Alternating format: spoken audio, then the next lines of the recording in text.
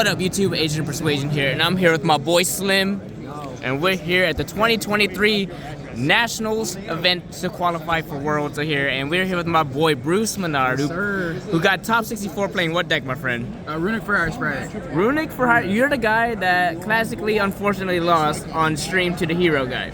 Is that correct? Yes, it is. All right. Man open like a god. Like, that's all I think everyone's gonna remember you for. Yes, that facial expression. You already seen the meme already, bro. Yeah. It's been less than like 30 minutes, it feels like, and you're already getting memed, bro. Hey, I'm cool with it. I'm cool with it. It was hey, a fun time. He was a good guy. I enjoyed my time. Yeah. What do you do? Hey, this is still Top Cut. You got the nice mat. Yes, sir. And yes, you did it with a spicy deck, because I know every time you bring it, you bring the spice, brother. I always bring something different. Yeah. So let's check it out, brother. So, Runick for hire Spright starts with 3 Rex. Craziest card in the whole entire deck. It made the actual deck playable. I think you play one of each of the other names. You don't need to run more. I was playtesting with a version that didn't run Beat and Rafale before the event started, but I didn't get enough testing in. The whole point of it was like to summon Rex off a Gigantic, but I didn't feel comfortable enough, so I just went with this, and it was perfect. Also, Trail 1 for hire Rookie and 1 Mayhem.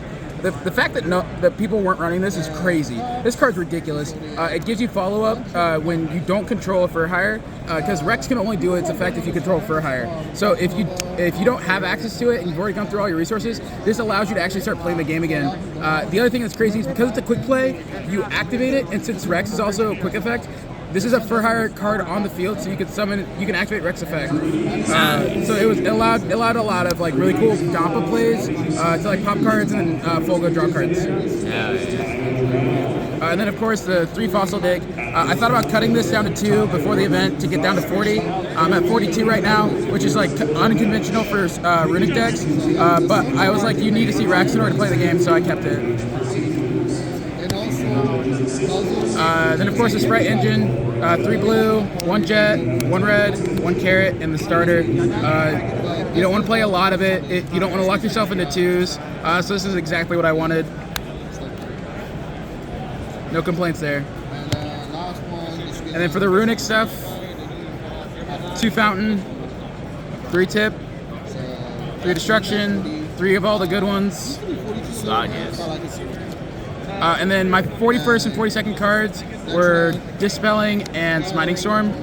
I had a really hard time with siding patterns in the deck, with the amount of like required engine in the deck that you needed to do. And so I was like, I might as well just add a couple cards to the deck. And if I'm going to add a couple cards, I might as well just add Runick cards, because it means that your Runick stuff's going to happen more often, and you'll be able to draw more cards. And if you draw cards, then you draw into the other cards. It didn't really matter, and it helped a lot with siding patterns. And I'll talk about that when we get there.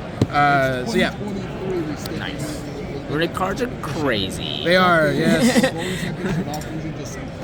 I wanted to play this deck before it gets hit, because there's no way this deck is not. It's gonna get touched again. Yes, sir.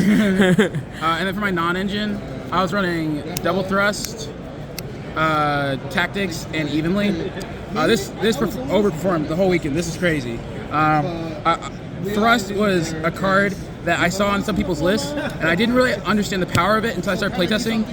The craziest thing that happens is if they like Ashe my Hugin, which happens often, what I'll do is I'll make a Mannequin Cat, summon out their Ashe, summon like red or carrot from deck, probably a red depending on what the matchup is, and then I can activate Thrust to search for Fossil Dig.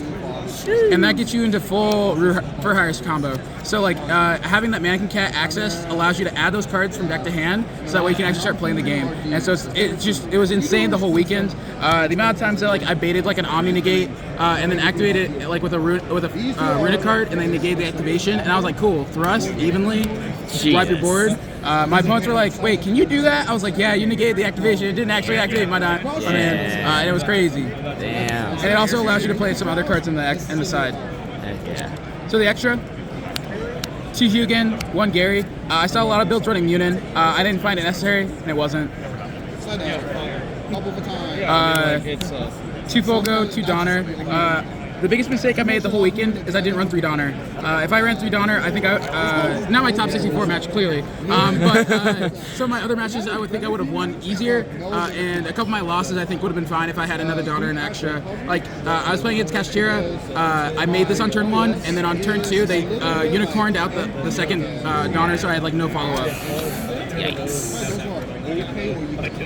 For the utility links, Azalea, this card was fucking crazy the whole weekend. I IP'd into this all the time, so it can't be destroyed by card effects, and its battle effect saves it.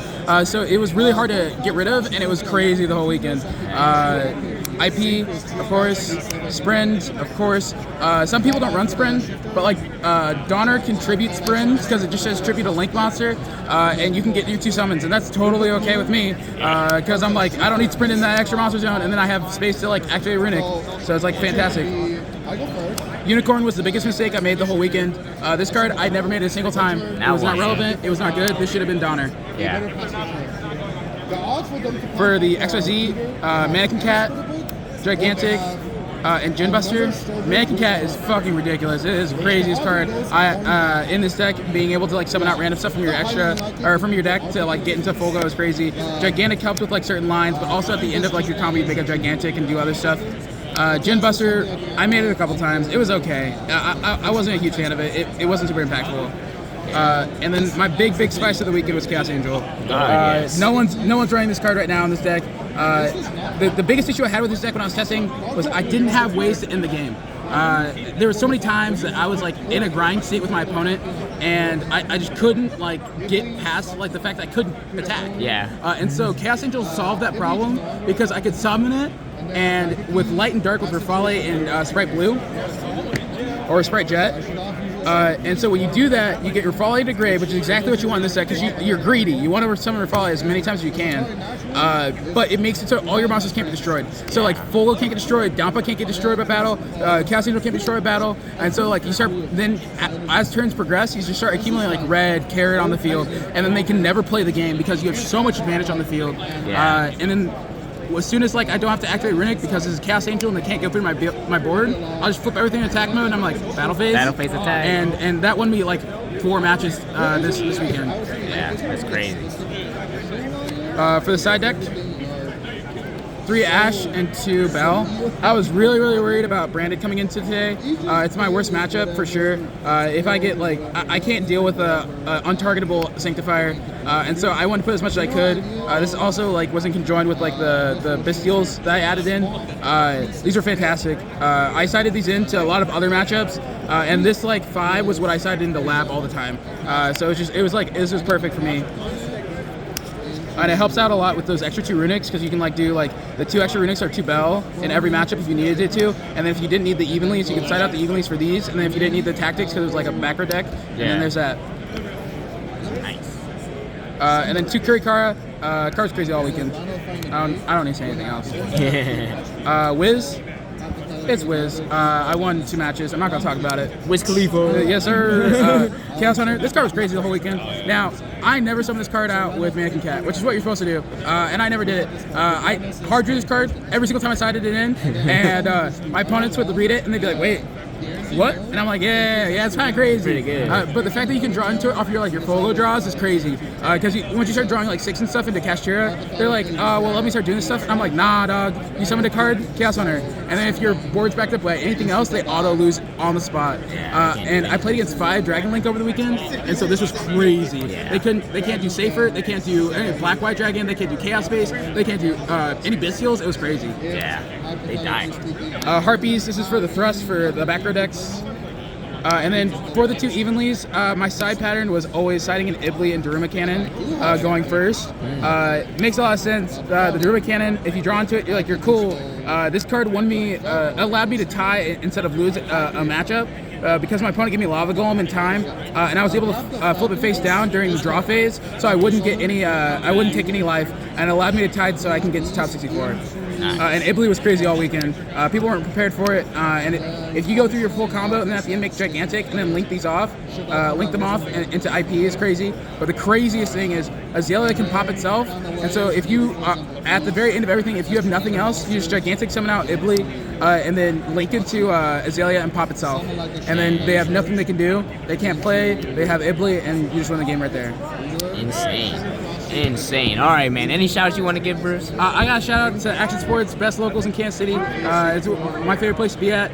Additionally, I have to shout out Dan Gallagher, Shane Jones, my other roommates, Boo. They helped me hype me up. They got me water and shit while I was playing. And I love them to death. Hell yeah, awesome. And shout out to the Chiefs, baby. Let's go, baby. sir. Chiefs Kingdom. Let's go. Yes, sir. Congratulations on getting top 64, my friend, and thanks for deck profile. Of course, of course.